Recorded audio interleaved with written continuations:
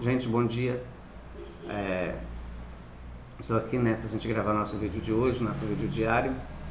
Para começar, quero pedir a todas as pessoas que entrarem no canal, por favor, quem não for inscrito, que se inscrevam, toque no sininho para receber as notificações do YouTube e deixe o likezinho de vocês, tá, gente? Papo firmezinho, deixando ele azul, tá? É isso aí para começar nossos vídeos. E vamos começar hoje com a nossa... Vou começar do início, tá, gente? Então a gente vai fazer o primeiro, segundo, terceiro, quanto der, porque pediram para os vídeos serem menor, né? Então tá, é o nosso desabafo. Ele está sendo gravado dentro de casa.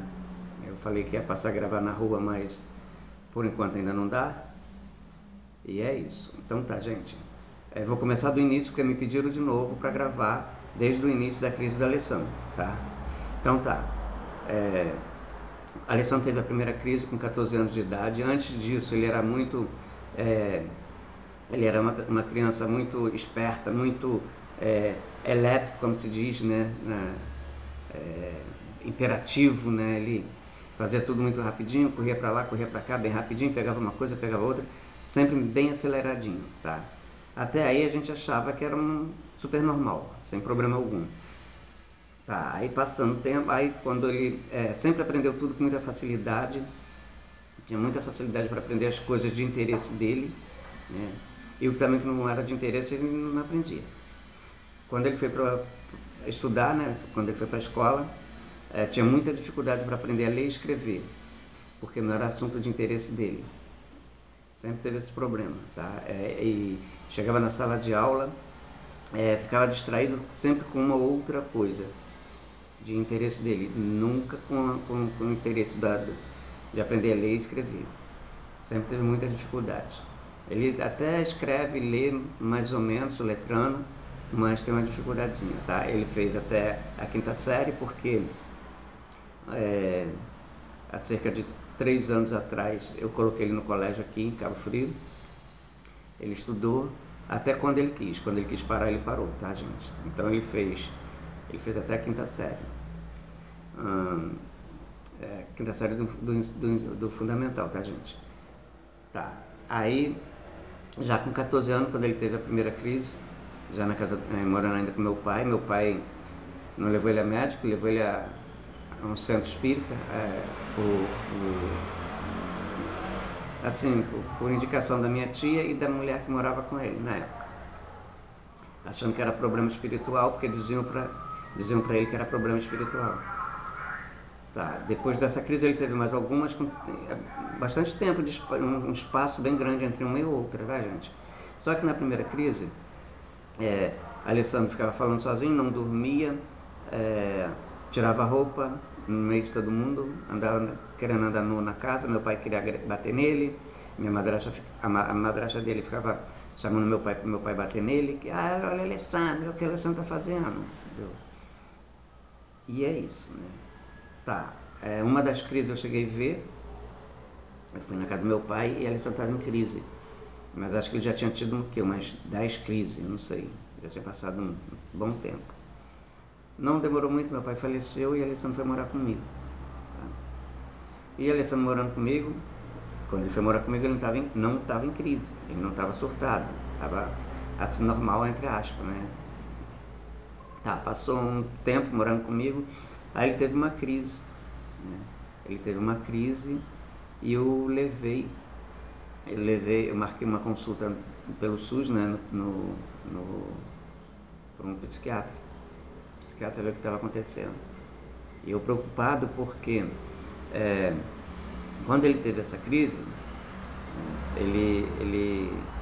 assim, eu vi ele rindo, falando sozinho, coisa, mas achei que era bobagem dele, coisa dele. Até então não achei que fosse um problema de saúde, né? Já no dia seguinte, ele trabalhava, né? Ele saiu de bicicleta e ele caiu da bicicleta. Aí eu achei que uma coisa afetou a outra.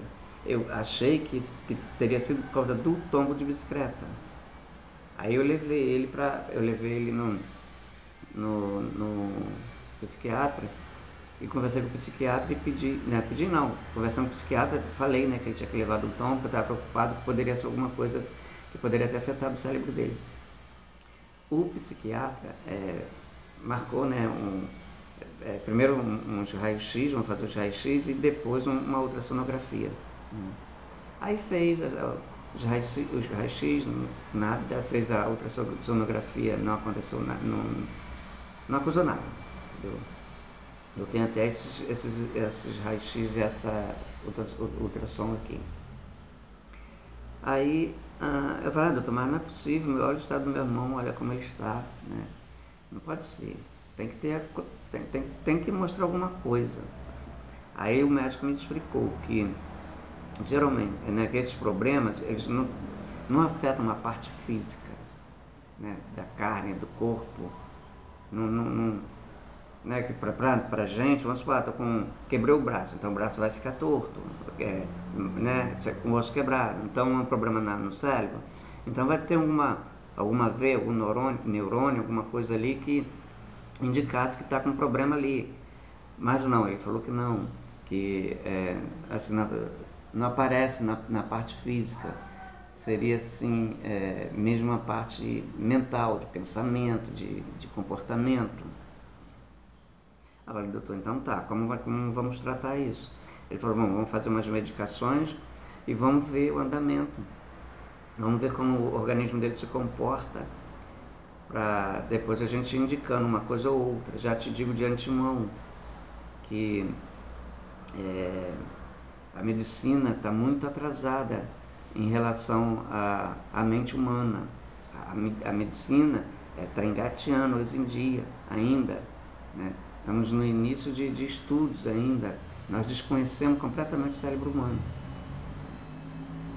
Aí, quer dizer, se o próprio médico diz isso, né, nós que somos leigos sabemos menos ainda, mais perdidos nós estamos.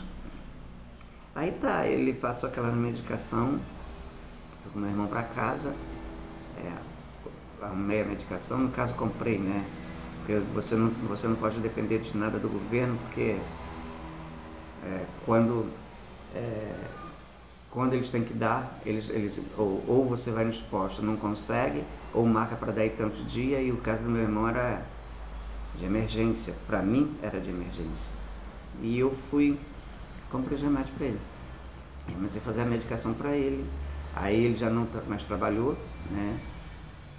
Durante esse período ele não trabalhou para ficar em tratamento, o médico deu primeiro 15 dias para ele ficar em casa, só que nessa época ele não trabalhava de carteira assinada. Mas o médico falou que ele não podia trabalhar e tinha que ficar em casa. E evidentemente que não ia deixar ele trabalhar mesmo se o médico não falasse nada. Aí, e ele era teimoso, queria trabalhar, gente. Aí, eu fui fazendo a medicação dele, eu não sentia melhor aqui que o remédio pudesse fazer. A única coisa que acontecia é ele dormir. Fazia a medicação, aí ele dormia um pouco mais, ou seja, ele praticamente não dormia, a medicação dava um soninho nele e ele acabava dormindo um pouco.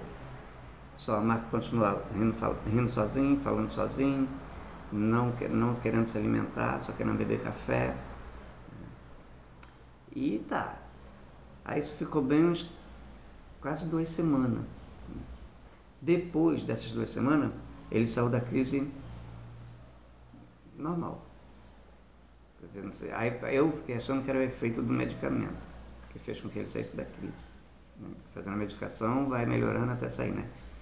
Mas hoje em dia eu vejo que não. Tá? A medicação é muito paliativa em relação à crise. Pelo menos a do meu irmão. Pelo menos não surgia esse efeito. Fazia com que ele dormisse? Fazia. Achava que ele ficava mais calmo? Não, ele continuava rindo e falando sozinho do mesmo jeito. Só parava de rir e falar sozinho quando o remédio botava ele para dormir. Mas aí dormia pouco tempo, depois já acordava falando sozinho, gesticulando. E era isso. Aí eu fui e quando ele saiu dessa crise, né, eu pensei, né, graças a Deus, meu irmão tá bom, né? Meu irmão tá bom, vou manter a medicação. E tá, gente. E sempre indo ao médico. Sempre indo. Toda semana ia com ele ao médico para o médico fazer uma avaliação para ver como que estava. Assim, porque eu sei que o médico, ele deduz o que você tem de acordo com os sintomas que você passa para ele. Entendeu? É um achismo, né? Eu acho que é isso, eu acho que é aquilo, eu acho que é aquilo outro. Todo médico. Você, quando vai ao médico, você tem que dizer o sintoma, o que é que você está sentindo. Para daí o médico achar que pode ser isso, pode ser aquilo outro. Ele vai se deduzindo, ele vai tomando uma conclusão de acordo com os sintomas que você está sentindo. Aí ele vai eliminando determinadas doenças os sintomas não é esse, os sintomas é parecido, mas não é esse, não é esse, não é esse, não é esse. Até chegar a aquela doença, né, que está causando aquele problema, está dando aquele problema, seria assim, vamos dizer, a dor, o incômodo de uma doença seria o efeito colateral da própria doença, seria isso. Então, aí ele fala, não, então vamos fazer a medicação, vamos manter nessa medicação para ver a dosagem, para ver se tem que mudar esse remédio depois, mas vamos fazendo. Tá? E perguntei sobre cura, ele falou que não tinha garantia de cura nenhuma, como a medicina estava muito atrasada nesse sentido do estudo do cérebro, então não se tem uma garantia de nada. Tá, passou, a Alessandro, né, saiu do surto da crise, né, e eu queria dizer para vocês que a crise era bem violenta. Nessa época eu morava numa casa, não era apartamento, era mais difícil de controlar, de controlá-lo, né? Porque ele queria ir para a rua, surtado.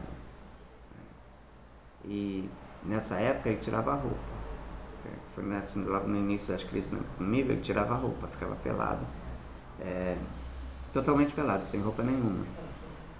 E eu morava numa casa e era mais difícil. Aí o que eu tinha que fazer? Trancar a casa toda, mas ficar vigiando ele, vigiando mesmo. Porque ele podia abrir uma janela, ele podia correr e sair para a rua. Por isso que depois eu dei preferência a morar no apartamento. Tá? Porque no apartamento, quando ele surta, eu pego a chave dele e a minha e escondo. Aí não tem como ele sair, né? Que ele não vai sair pela janela. Mas mesmo assim eu fico tomando conta, fico vigiando. Tanto é que aqui, né? Agora eu pulei um pouco, mas eu vou retornar lá. Aqui, nosso apartamento aqui tem 2 quartos, tem o meu e tem o dele. Então, quando ele está assim, fora do surto, eu durmo no meu quarto, ele dorme no dele. Quando ele está em surto ou querendo entrar no surto, eu durmo na sala. Eu durmo num sofazinho aqui na sala, de frente à porta do quarto dele. Por quê? Porque se ele tá arriscado ele levantar e cair. Eu para ir ao banheiro, como já aconteceu umas 3 vezes ele levantar e cair. Então, eu fico aqui e a caminha dele faz barulho. Ela fica dançando, rangindo. É uma cama daquela de ferro, né? Então faz um barulho estridente quando ele se mexe, quando ele levanta. Então logo já escuto, já fico prestando atenção. Quando eu vejo que ele está querendo levantar, já vou no quarto dele e pergunto se ele quer ir no banheiro, aí vou com ele, para evitar que ele caia.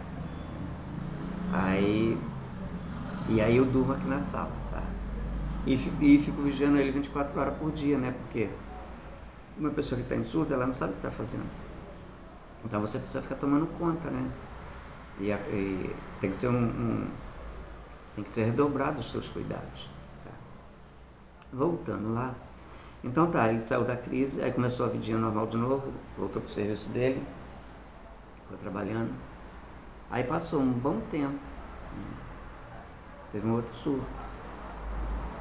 Aí eu fui prestando atenção nos surtos que ele tinha, né? O porquê, qual a razão que fazia, né? O estopim que detonava esse surto. Nessa época eu percebi que ele não podia ficar nem muito contente, nem muito triste. Ou seja, não podia oscilar, ele tinha que ficar sempre no mesmo nível.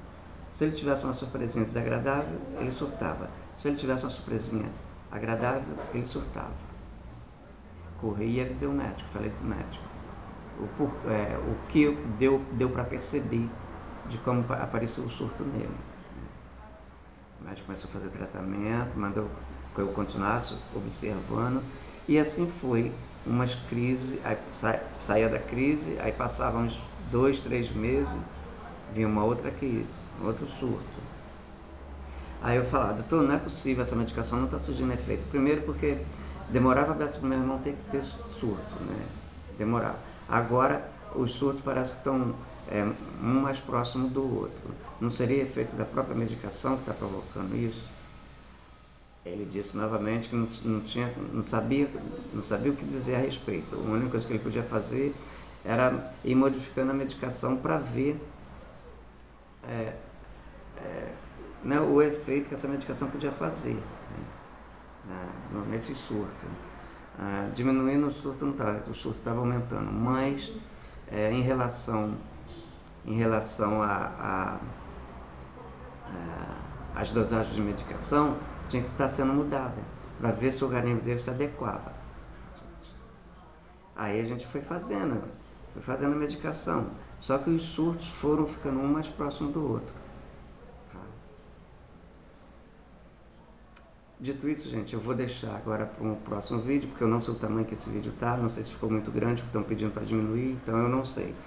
Então, no próximo vídeo eu sigo daí, eu vou deixar até escrito ali.